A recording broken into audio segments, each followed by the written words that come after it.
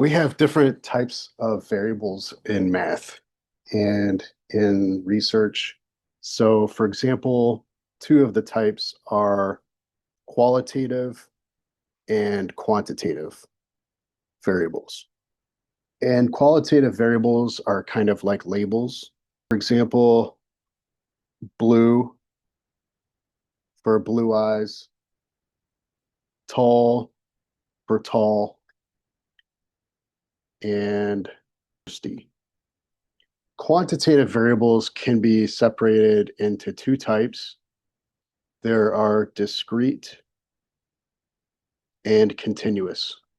The discrete ones cannot take on every value in an interval, and they're often used for counting.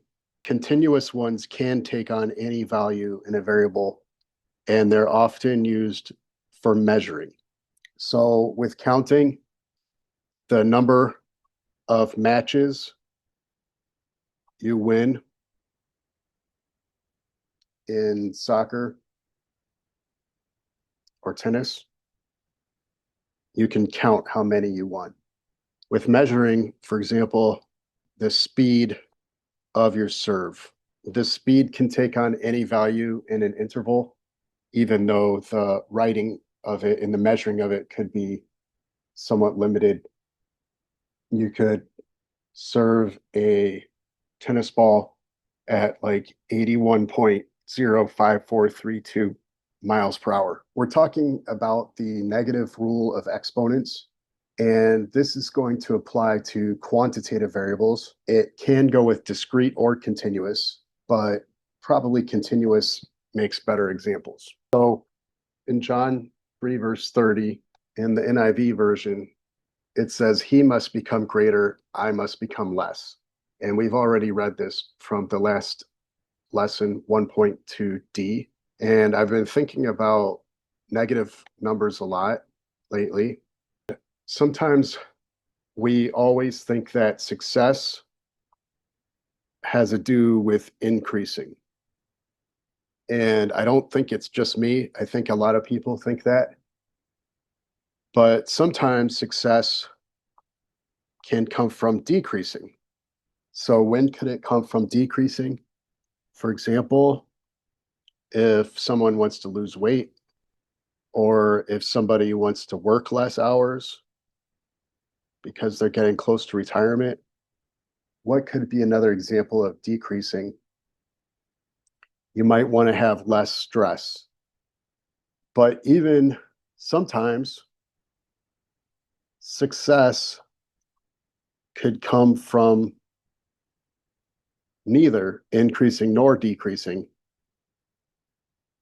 like no change. And sometimes we just don't want any change at all.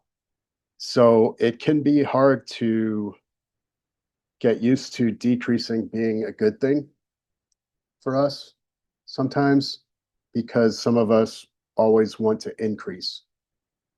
But no change is sometimes great also if you have like a peaceful life, peaceful relationships, and you don't necessarily need to change anything.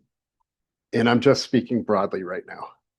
So we have the negative rule of exponents, and it doesn't have to mean anything bad.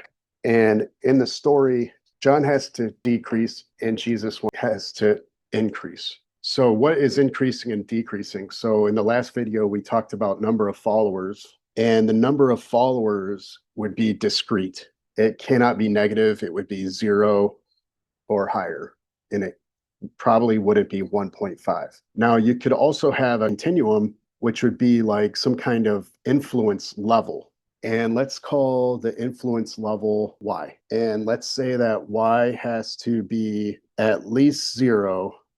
We could think about it as being negative if you're hurting in influence, but let's just make it from 0 to like 1. So let's say in the beginning of the story, John's influence level between 0 and 1 is 0.5. and Jesus's influence level was 0.1.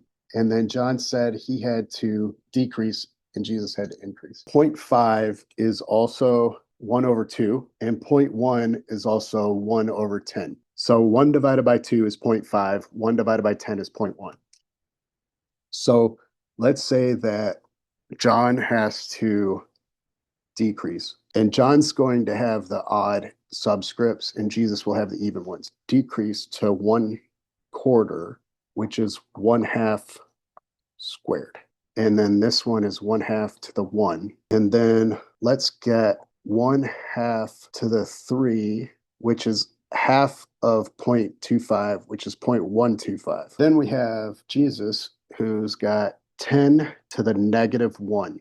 And in the rule, 10 to the negative 1 is 1 over 10 to the power of 1. And let's increase this negative 1 up by 1, so it's a 0. So we now have 1, which is 10 to the 0. All right, now could his influence increase anymore? No, because y cannot get greater than 1. And notice these signs are both pointing the same way. Can John's decrease more? Yeah, he becomes less when his exponent increases. So what's half of 125? 0.0625, right? Which is 1/2 to the 4th power. So over here we have an example of a negative exponent. Give you guys a couple examples before we go. What's 4 to the negative 1? 1 over 4. What's 2 to the negative 3? 1 over 2 to the 3, which is 1 over 8. And 2 to the negative 5. We'll leave that for the problems online, hopefully. And then 5 times 2 to the negative 1 means 5 times 1/2, which is 5/2.